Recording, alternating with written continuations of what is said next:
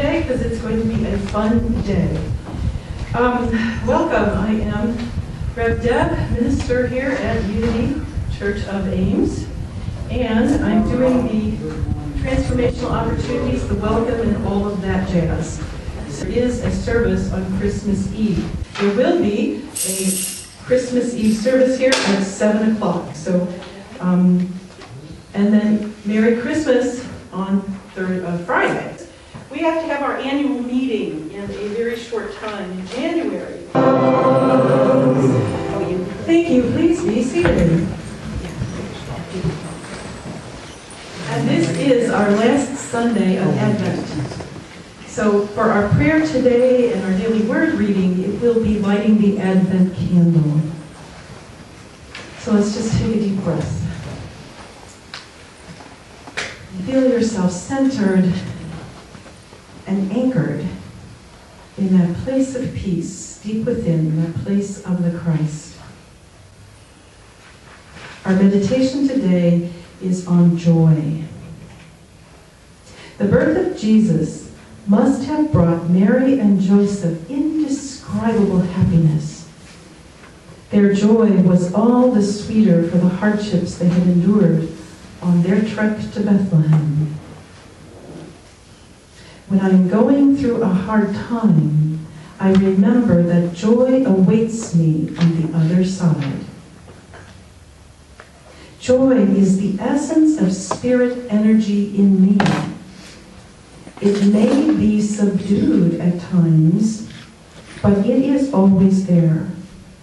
Ultimately, it cannot be suppressed or denied. As I open my heart to God, joy bursts out and gratitude flows in. I remember that no matter how dark the night may be, joy comes in the morning. And from John 15, verse 11, I have said these things to you so that my joy may be in you, and that your joy may be complete. So we come back to this time and this place, and we light the candle for joy.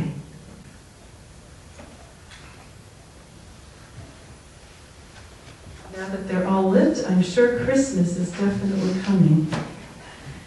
And to experience the joy of the season, we now invite our Unity players, Readers Theater Troupe, to come forward, because we are going to have Elf. Woo-hoo, yeah.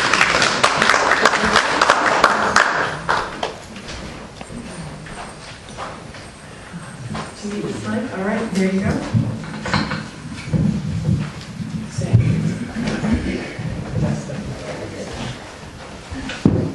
Ho, ho, ho.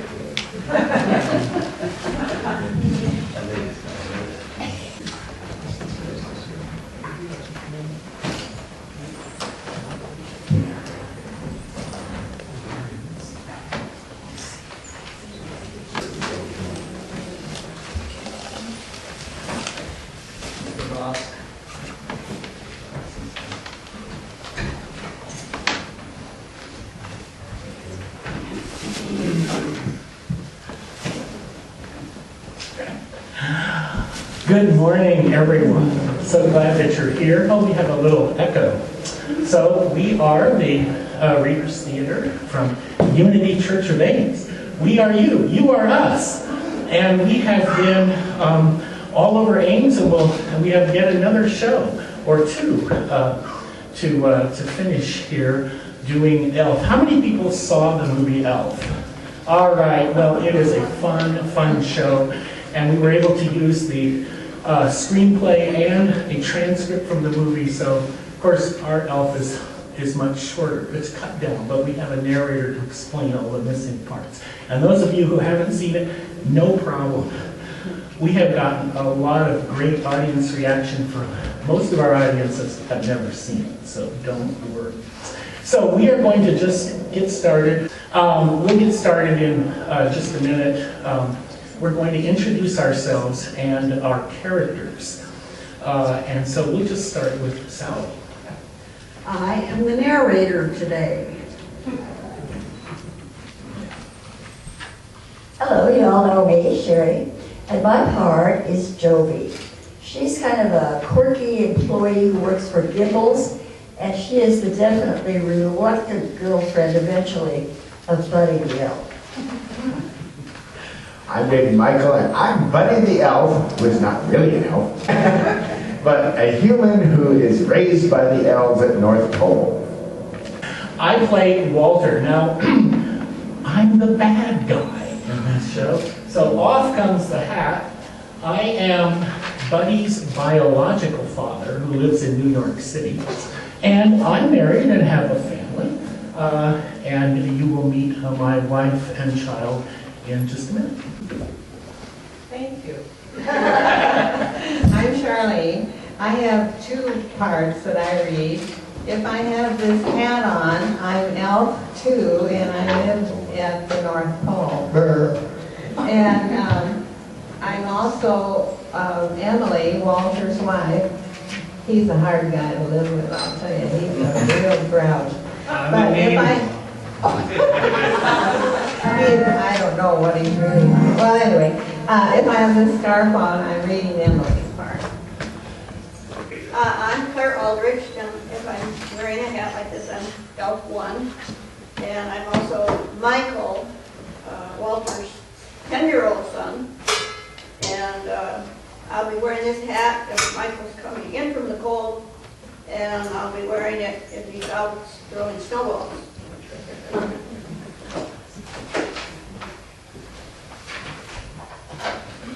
Let's see if that helps. Go for it. Okay, and I'm Steve. Well, and I'm Papa Elf. I'm also a very important senior executive supervisor elf of the North Pole Elves. Now, that's distinctly the North Pole Elves, not the South Pole Elves. You'll understand that later in the story, so thank you.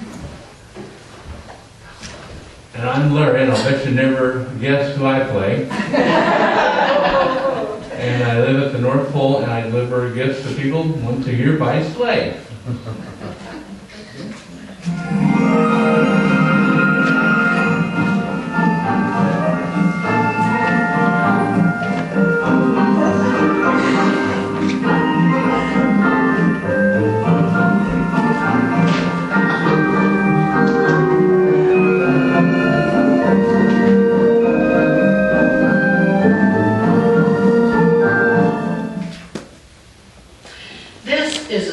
About elves, one elf in particular named Buddy. There are a lot of things about elves that people don't know. For instance, there are basically 3 jobs available to an elf. Elves can make shoes at night when an old cobbler sleeps, but it's not exactly the most rewarding work. Or they can bake cookies in a tree, although having an oven in a tree is dangerous. But the 3rd job makes being an elf worthwhile. It's the profession every elf aspires to, and that's to build toys in Santa's workshop. It's a job only an elf can do. Their nimble fingers, their natural cheer, and active minds are perfect for toy building. They've tried using gnomes or trolls, but it didn't work. And no human could ever do this work. Their hands are too big and they work too slowly. In fact, no human had ever set foot in Santa's workshop until about 30 years ago. And in case you haven't guessed it, that's when our story begins.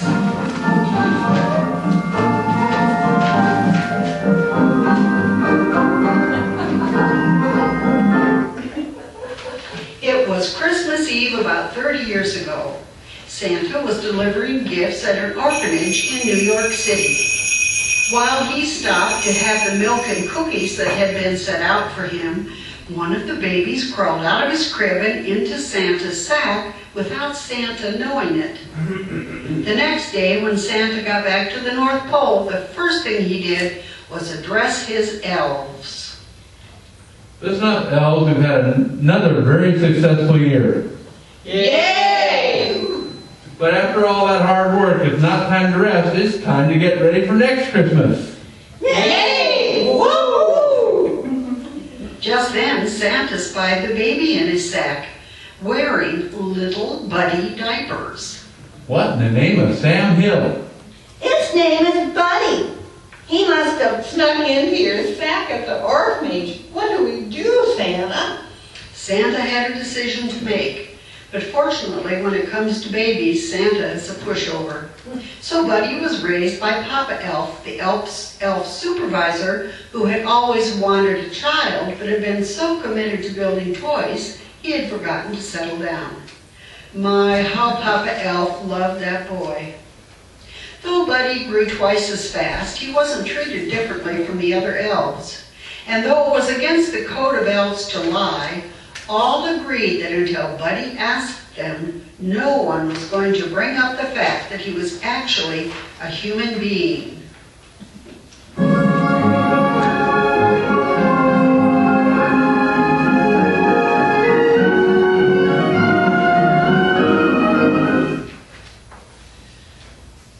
Okay, elves, before we learn how to build the latest in extreme graphic chipset processors, let's recite the code of the elves, shall we? Number 1. Treat every day like Christmas. Very good. Number 2. There's room for everyone on the nice list. That's right. And number 3. The best way to spread Christmas cheer is singing loud for all to hear. All right. But despite his efforts to fit in, Buddy did not. He was much, much bigger than the other elves, always hitting his head on doorways, and not very good at toy making. Gee, Papa Elf, I'm sorry. I'm gonna come in a little short on my quota of toys today. It's okay, buddy. How many Etch-a-Sketches did you finish? Don't cry, it's okay. You can tell me. How many, buddy? I only made 85. Oh, don't worry about it, buddy. It's a great start. You're only 915 off pace. Oh, why don't you just say it? I'm the worst toy maker in the whole world. I'm a cotton-headed ninny muggins. Oh, no. You're not a cotton-headed ninny muggins. We all have different talents, that's all. Well, actually, it seems like everyone has the same talents, except for me. Oh, that's not true. You have lots of talents, special talents, like, Huh? You changed the batteries in the fire alarm. Yeah, and you're the only baritone in the elf choir. Without you, we would sound like a bunch of, you bring us down a whole octave. In a good way. See? You're not a cotton-headed ninny muggins. You're special. Buddy was upset, but Papa Elf couldn't bring himself to tell him the truth. Instead, he asked Buddy to help him repair Santa's sleigh. Wow! Santa's sleigh! Can I touch it? Oh, touch it? You're gonna help me make it fly, buddy. I thought the magical reindeer made the sleigh fly. And where do the reindeer get their magic from? A Christmas spirit. Everyone knows that. Yes, but unfortunately, a Christmas spirit is becoming a very limited resource these days. What do you mean? Well, buddy, as silly as it sounds, there are a lot of people down south who don't believe in Santa Claus. What? Who do they think puts all their toys under the tree? I know. There's this rumor around that parents are putting them there. That's ridiculous. There's no way parents could do all that in one night. And, well, what about Santa's cookies? I suppose parents eat them too. I know. It's every year less and less people are believing in Santa. Today, We've got a real liturgy crisis on our hands. See how low the clause meter is. It measures Christmas spirit. Anyway, that's why I came up with this little beauty back in the 60s. What is it? It's the Kriegel 3000, a 500 reindeer power jet turbine engine. Without it, the sleigh couldn't get more than a few feet off the ground. Oh my gosh! Watch that language, son. Sorry. Oh, and watch your head going through that doorway. Ow!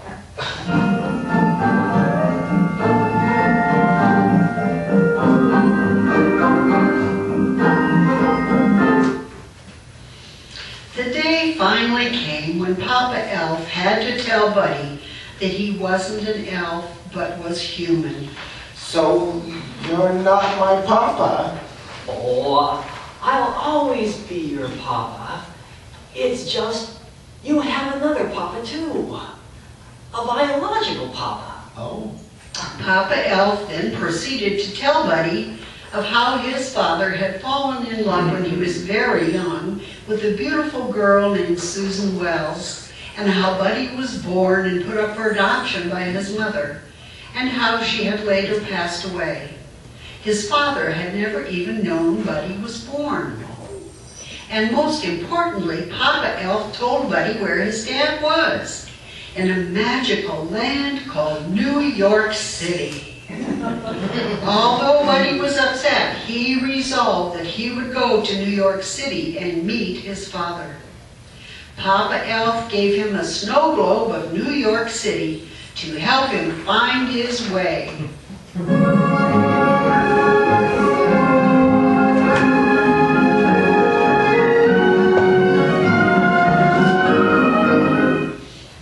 So, buddy, I hear you're going on a little journey to the big city. I've been to New York thousands of times. Wow! What's it like? Well, there's some things you should know. Uh-huh. First off, if you see gum on the street, leave it there. Oh. Yeah, it's not free candy. And if you see a sign for the world's best coffee, it might not exactly be true. Ooh, so much to remember. Don't worry, something tells me this is going to be a really good trip for you, buddy. I can't wait.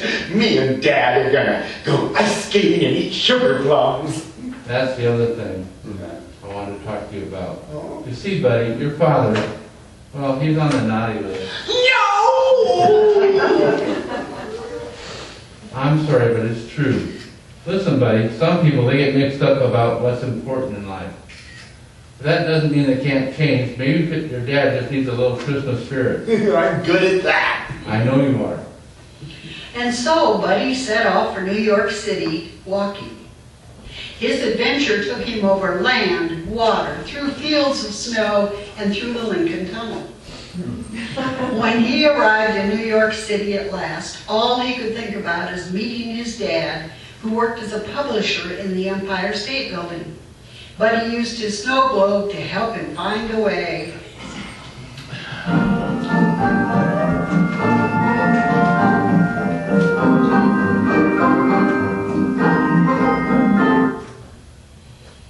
In his office at the Empire State Building, Buddy's dad, Walter, had just given the okay to deliver a shipment of children's books that were missing the last few pages of the story.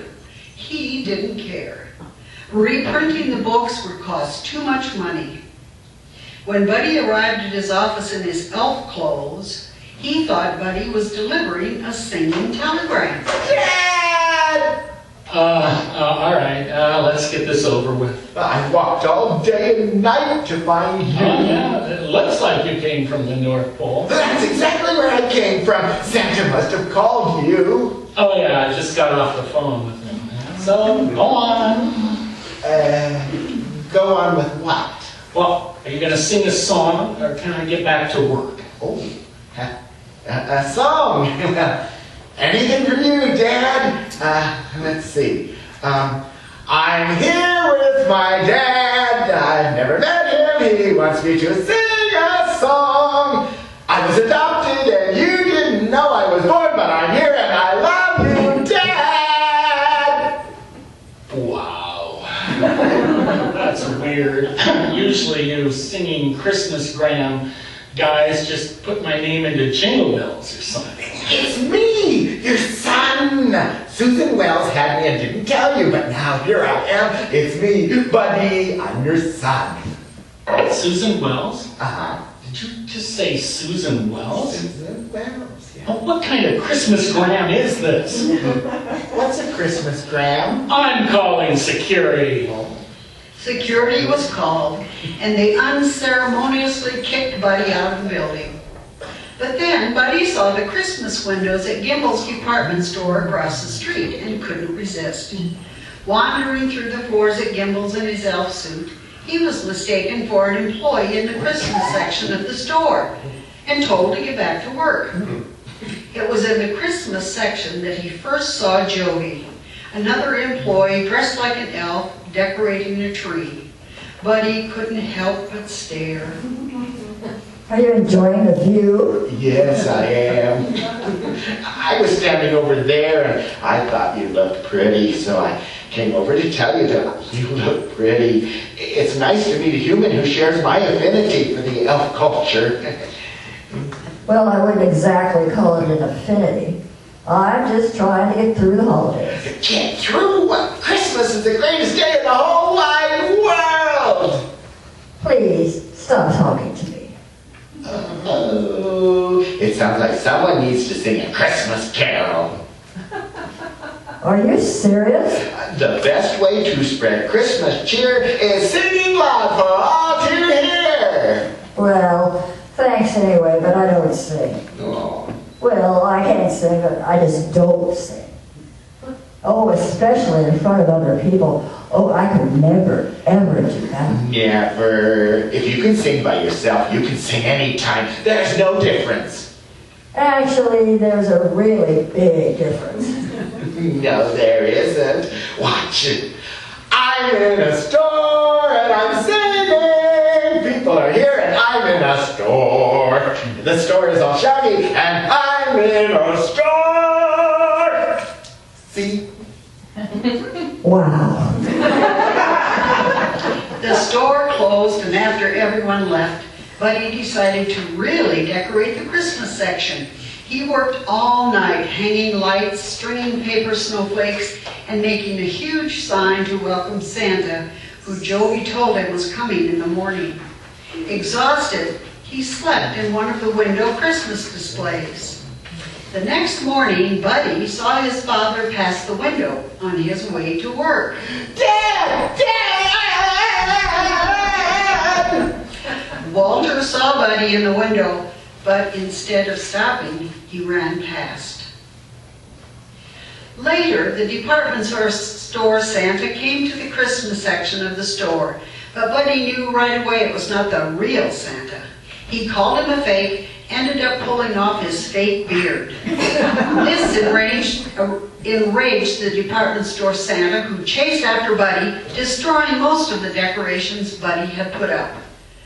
Guards took Buddy away to jail, where he called the only person he knew, his father, who came to the jail and arranged for Buddy's release. I'm so happy. I knew you'd come. I love that you came and I love you, Dad. All right, pal. Who the heck are you and what's your problem?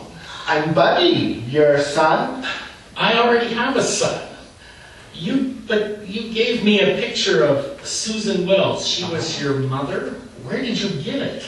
Well, Papa Elf gave it to me. Is this some kind of game? What do you want? Money?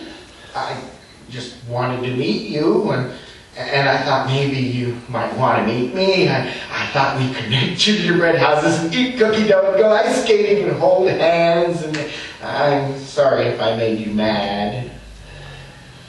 Walter took Buddy to a doctor to get a paternity test.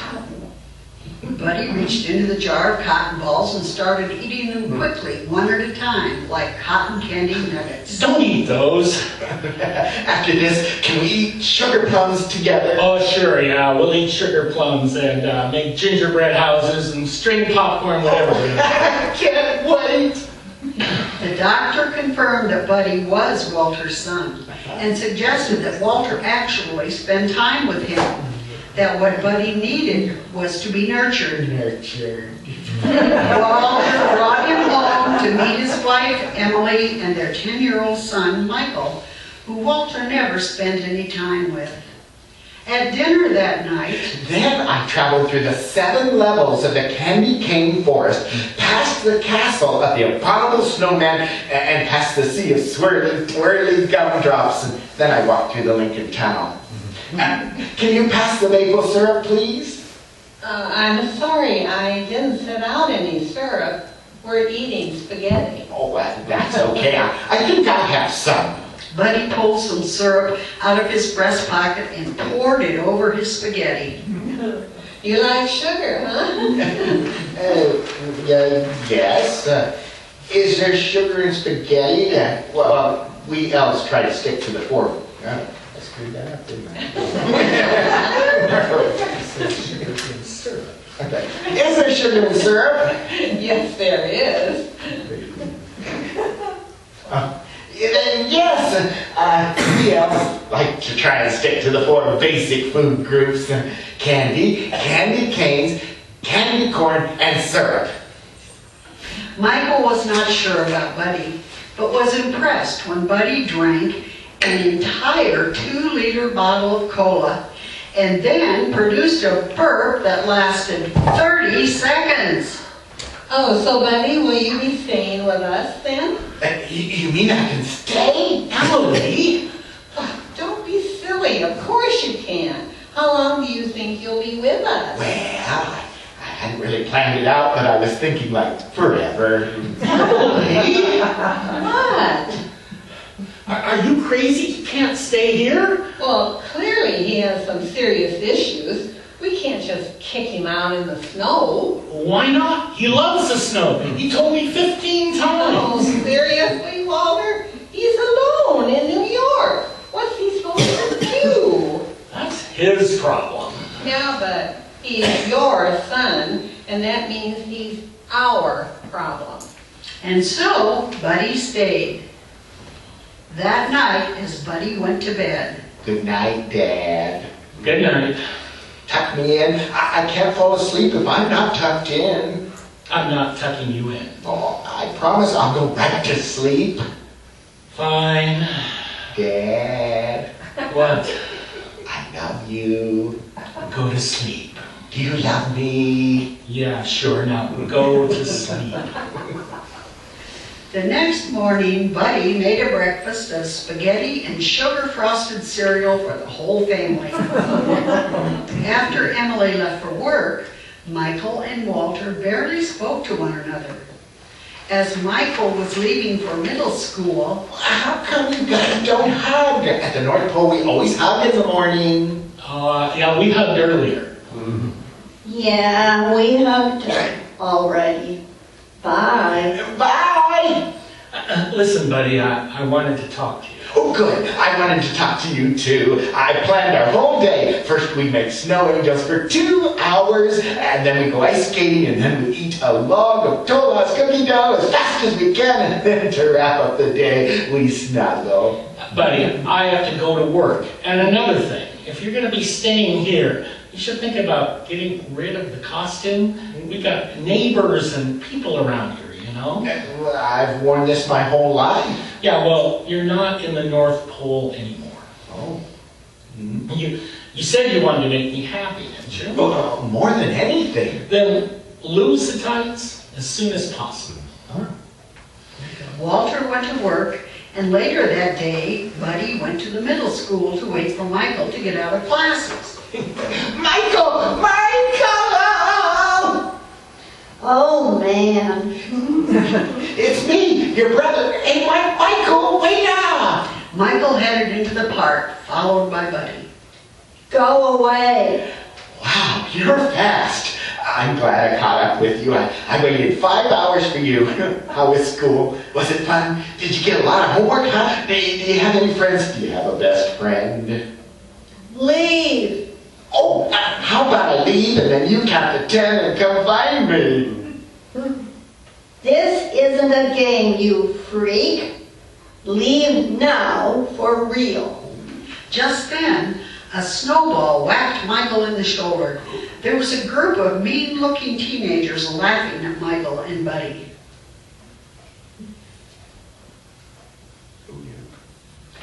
Oh no, these guys are bad news. We better get out of here.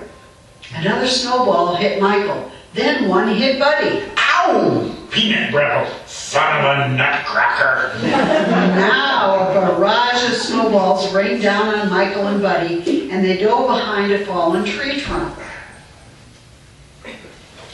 There are too many of them. We can do this. Make as many snowballs as you can. Michael made 2 snowballs, and in that amount of time, Buddy had made a pile of about 30. A snowball fight ensued, with Buddy throwing snowballs at the mean teenagers in rapid fire like a machine gun. Michael was impressed. After the mean teenagers ran off, Buddy and Michael, now friends, went into Gimbel's looking at all the Christmas decorations.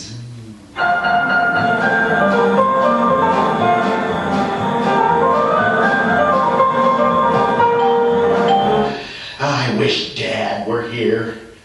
Why? Well, he's the greatest dad in the world. Are you kidding? He's the worst dad in the world. What do you mean? All he does is work. All he cares is about the money. He doesn't care about me. He doesn't care about you. He doesn't care about anybody. Well, he is on the naughty list. They see Jody. You like her? Like who? The girl you're staring at. Why don't you ask her out? Out to where? On a date, you know, to eat food. If she says yes, you're in. It's like a secret code girls have. Well, look who's here. Hi, Jody. This is my brother, Michael. Huh. I was wondering if I'd ever see you again.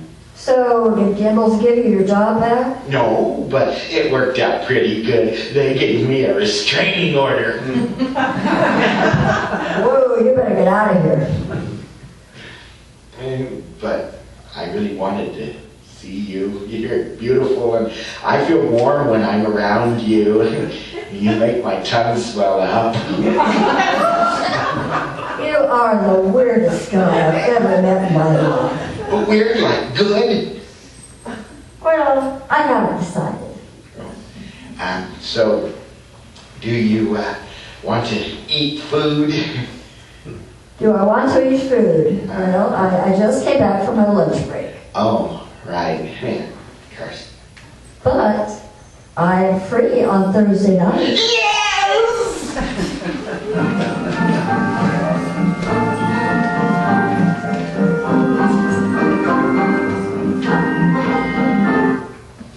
That night, Walter and Emily came home to find a huge tree in their living room. What the heck is that? A Christmas tree. A Christmas tree? Buddy chopped it down in the park. That's a felony. Walter, I don't know what you're so worked up about. The boys were just having a little fun. Fun? Felonies are fun now? I thought felonies were felonies. Okay, the tree thing was bad. We have to plan another one. But at least Michael's happy for once. It's amazing what a little attention will do. What's that supposed to mean? Well, you haven't exactly been there for him lately. He's a kid, Walter. He's not going to raise himself. Oh, so let's allow the deranged elf man to raise it. Great idea. Maybe we should pull Michael out of school so they can commit felonies full-time. I think you're jealous. Jealous of Buddy? The man is wearing tights. Listen, Buddy's a liability. There's no way we're leaving him alone here tomorrow. He'll trash the place.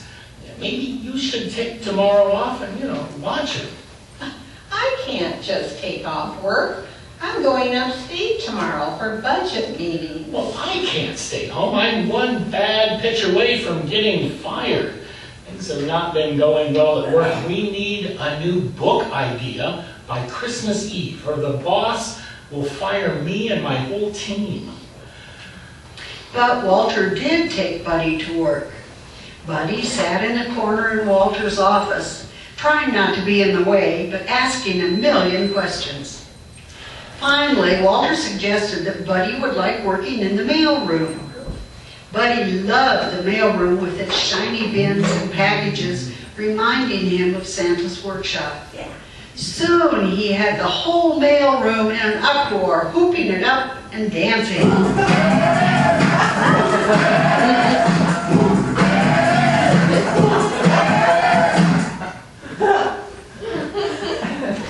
That night, Buddy took Joey on a magical date. They had a cup of the world's best coffee and ended up ice skating at Rockefeller Center by the giant glowing Christmas tree. Buddy was happy and gave Joey a kiss on the cheek. You missed. What do you mean I missed? You missed. Kiss me here. They kissed and both were happy. The next day was Christmas Eve, and Walter had arranged for a famous writer to come from out of town to give his team a book idea. The famous writer was a little person with a nasty disposition. When Buddy dropped by his dad's office to tell him how wonderful his date was, he mistook the famous writer for a South Pole elf. This enraged the writer, who stormed out, leaving Michael's team without a book idea, which they needed in a few minutes when Walter's boss was due to arrive. Walter took out his frustration on Buddy. Buddy, this time you really did it. Get out of here! Where do you want me to go? Go anywhere. I don't care if you're crazy. I don't care if you're an elf. I don't care if you're my son. Just stay out of my life. Buddy left, wandering through the city, devastated. But back in Walter's office, the phone rang. It was Emily. I really can't talk right now. You're going to be home for dinner, aren't you? I mean, it's Christmas Eve. It looks like it's going to be a late one. Oh, do you want to send Buddy home early? No, yeah, we'll talk about it later. Gotta go. Okay. Oh, okay. The meeting with the boss began. Suddenly, Michael arrived at Walter's office. Michael? Buddy left. What? He wrote this note. It says, "I'm sorry I ruined your lives and crammed 11 cookies into the VCR. I don't belong here. I don't belong anywhere. I will never forget you. Love, Buddy." And he left this snowball. I'm scared, Dad. He's gone. Okay, listen, let me finish this meeting and we'll figure this out, okay? Figure what out? Buddy cares about everybody. All you care about is yourself. Michael, wait! Walter wanted to reschedule the meeting with his boss, but his boss insisted the meeting must continue. Walter was torn between his job and his son, and in the end he picked his son. He walked out of the meeting to help Michael find Buddy. They high-fived as Walter's boss fired him. When it snows, 83, though your nose get a little cute, we'll frolic and play the Eskimo way.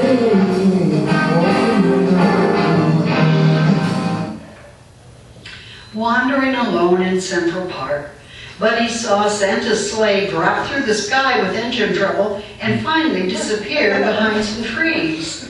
He ran to find it. Meanwhile, Michael saw the same thing and began to run in that direction too, with Walter right on his heels. Buddy found Santa first. Buddy, is that you? Santa, are you okay? Boy, am I glad to see you. The closet suddenly dropped to 0. There's practically no Christmas spirit in New York. The strain was too much, the engine broke off, the sleigh. I needed elf's help. But I'm not an elf, Santa. I can't do anything right. Listen, buddy, you're more of an elf than anyone I have ever met. And the only one who I would have working on my sleigh. Really? Really? Will you fix the engine for me, buddy? I will. Papa Elf taught me how. You'll have to find it first. It dropped off somewhere back that way. Meanwhile, Joey was watching the news, and a breaking story from the edge of Central Park came in. A TV reporter was on the scene.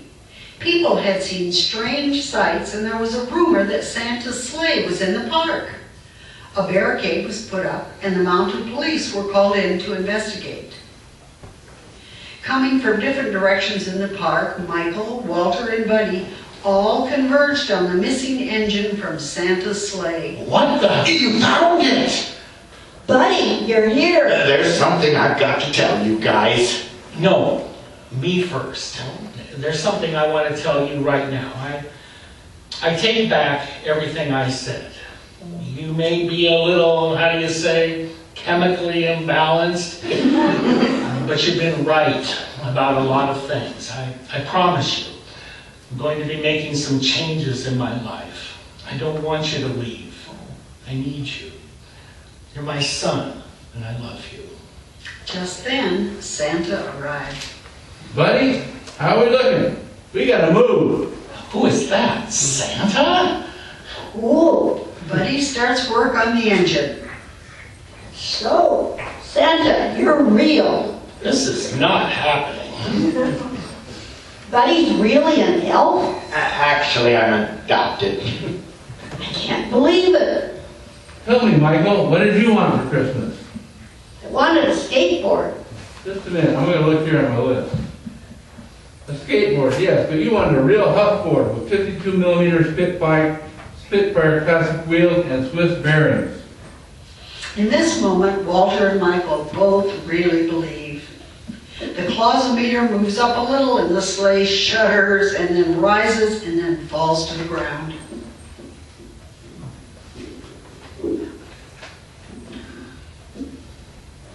What happened? Before we had any engines, this thing used to run solely on Christmas spirit. You two believe in me. You made my sleigh fly. Then fly away. Quick. Before the mounted police catch you. They're coming. I wish I could. I'm afraid I need more than just the spirit of you two. Hold it. If you're really Santa, we can just get the news cameras in here and everyone will believe in you. Then your sleigh will fly, right? Well, not quite. Christmas spirit is about believing, not seeing. If the whole world saw me, all would be lost. The paparazzi have been trying to do that for years. Look! The mounted police are coming. Santa needs your help. Oh, what can we do? I got an idea. Buddy whispered a plan to Michael and Walter. Michael left with Santa's list, and Walter put on Santa's coat, hoping to intercept the mounted police. The mounted police weren't fooled by Walter, but there was enough clausometer power for Santa, Buddy, and the sleigh to temporarily escape. Meanwhile, Michael took Santa's list to where the TV reporter near the park was broadcasting live. He spoke to the camera. Everyone out there, Santa needs us to believe. I can prove he's real. Look, this is his list. Michael began to read out loud on camera what the children of New York had asked for. As each of the kids watching the news heard their name, they knew Santa was real, and the clausometer got higher and higher. Joey and Emily saw Michael on TV and joined the crowd that was gathering around the TV reporter. Michael, where's Buddy? Don't know. He's with Santa. The sleigh won't fly. No one's believing. We need more Christmas spirit. Okay, well, Buddy said the best way to spread Christmas cheer is singing loud for all to hear. Jovi stood on top of a carriage above the crowd that had gathered. She began singing. You better watch out. You better not cry. You better not pout, I'm telling you why. Walter arrived, joining Emily, Michael, and Jovi with the crowd by the TV reporter. Emily, he wasn't lying about being an elf from the North Pole. How about that? Merry Christmas.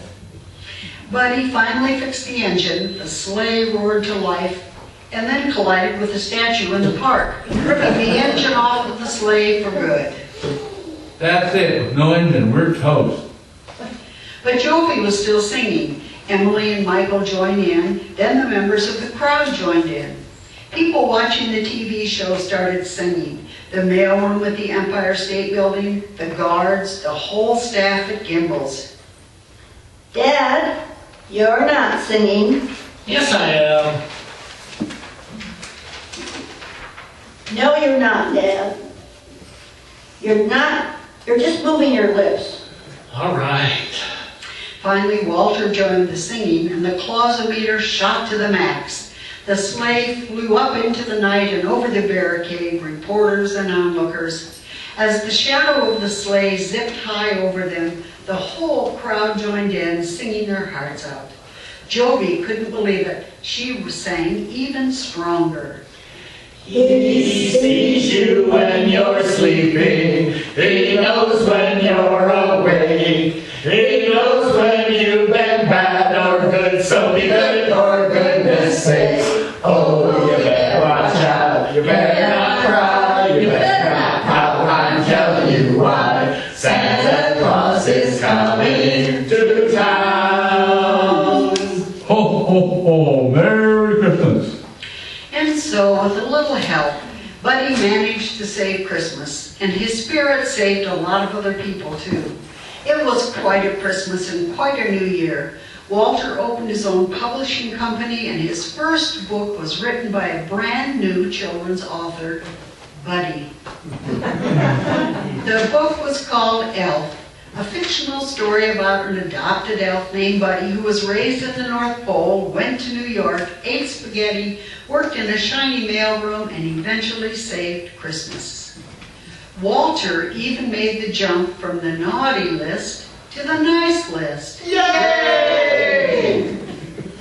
And Papa Elf still gets to see Buddy often. I'm really proud of you, Buddy. Oh, thanks, Papa Elf. I love you. I love you too, Buddy. Watch your head going through that doorway. Oh, ow!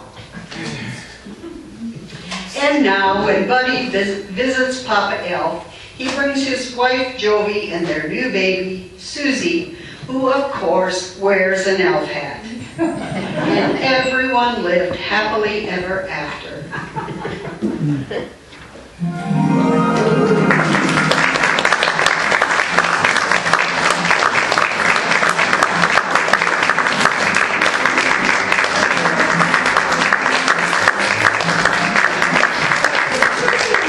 We wish you a Merry Christmas. We wish you a Merry Christmas. We wish you a Merry Christmas and a Happy New Year.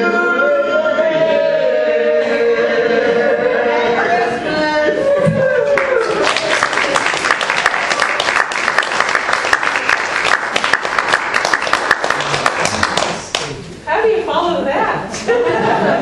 One more round of applause.